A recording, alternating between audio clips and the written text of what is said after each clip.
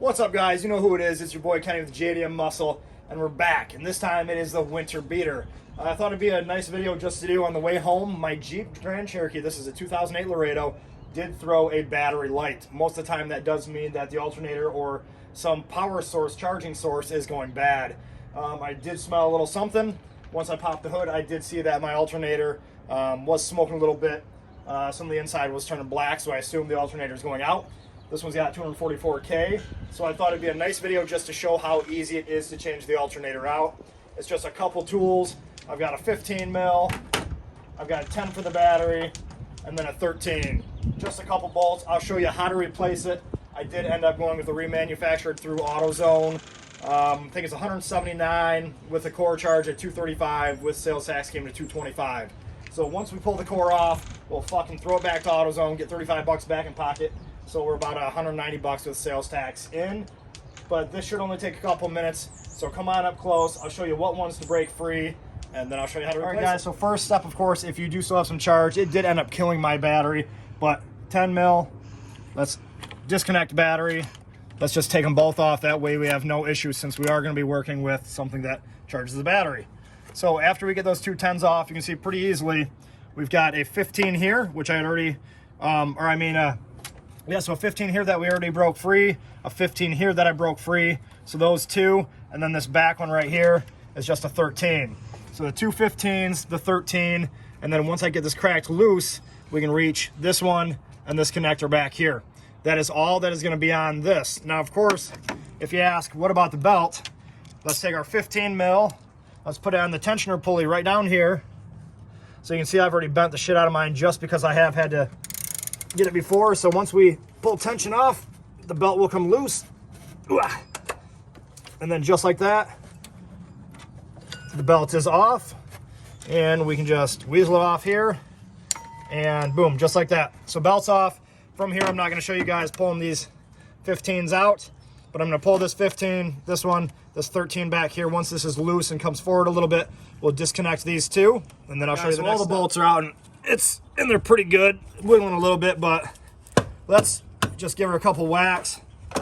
We don't really care too much because, well, it's already fucked up. And if you got a lot of miles like I do, you know, things are seized on pretty good. All right, so the front does feel like it's loosened up. The back is on there though. So I'm gonna try to grab maybe a pry bar, stick it underneath, and see if I can't just jack this thing up and off. I was hoping to get it loosened up a little bit to reach these easier without removing this whole filter. But it's all right, I guess I'll just leave it on here. I need to remove this. Looks like a 13 mil as well. That are 14, and then I'll just disconnect that back, and then I guess I'm gonna keep wiggling it. All right, guys, so disconnect, just a 13-inch or a 13 mil box end wrench, just like that. Has gotten this off.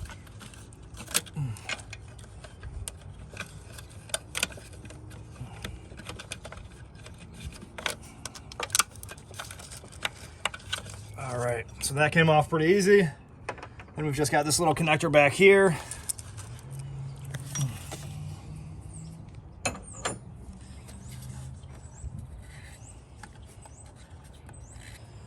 I'm gonna get a screwdriver, I guess, push that red part back, and then we'll just be able to squeeze this right off. Oh, looks like it's coming. All right, just like that. That came off pretty easy. From here, I'm gonna try to get a crowbar or something put underneath and just slowly lift this up and off. I am hoping that I can get this off without removing the air box. I guess we're gonna find out here in a minute. Yeah. All right, guys, so this is what I did. I did not like it, but I jammed this in this hole, and I basically, like my brother said, just vibrated the shit out of it. Eventually it did come off, just because this has been on for so long. It was corroded on the back. So you see, guys, right here, it was corroded on, but I did get it off. So I'm gonna clean this up. Looks like somebody had a peanut in there. Get that the fuck out of there. Otherwise, I'm gonna clean this up, and then we're gonna slip the old one on. So all in all, guys, should be about a 10-minute install. You can see right there, the black. Looks like it was burning it up. That'll happen on, you know, a 2008. This is probably the original piece, so shit, that's 14 years old. So let's get the new one on. Hey guys, so brand new Duralast. Like I said, I picked up a refurbished, which is perfectly okay with me. Let's just slip this on. Goes on pretty easily. Lines right up, just like that. So remember, long one goes in the fire hole. Let's just work that in just like that. Second one, the mid-length, goes right here. All right, that'll be good to tighten up now. And the shorty, of course, went in this back hole. Let's line that up. Of course, after we tighten those three, let's reconnect all of these. Come on. Sorry guys, my fingers are cold.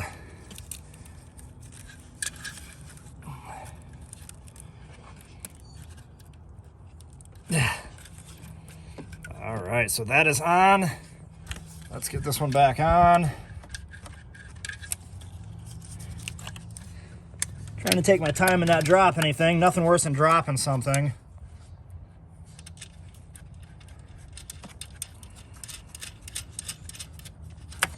All right, so let's tighten that back down.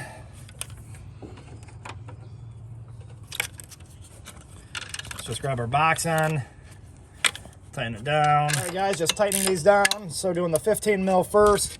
We're gonna get to the 13. Tighten that down.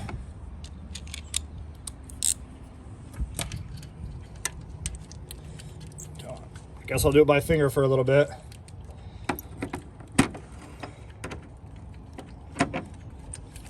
Come on. Then once we get these snugged, of course, we'll use that belt tensioner again, pull the belt back over, make sure you do put the belt back on the right way. There's only one way to do it, guys, so don't worry about messing it up. If you don't put it on correctly, then you know the belt's not going to go on. Easiest thing, if you're worried about putting the belt on correctly, take a picture before. That's the easiest thing. That way you know you always put everything back together. And then final step, of course, is going to be reconnecting the battery. Let's not do that until you guys are finally done.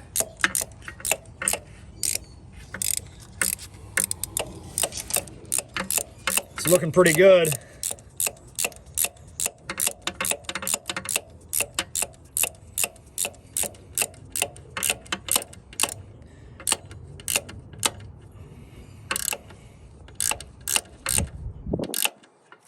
All right, so now that everything's snugged down, let's go back to the 15 and put this belt back on.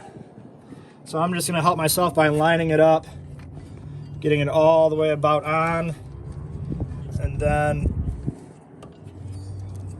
we'll just have to get her on.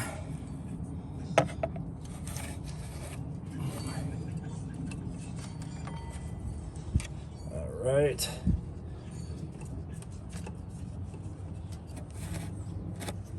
So just like that, guys, have it lined up on every other pulley.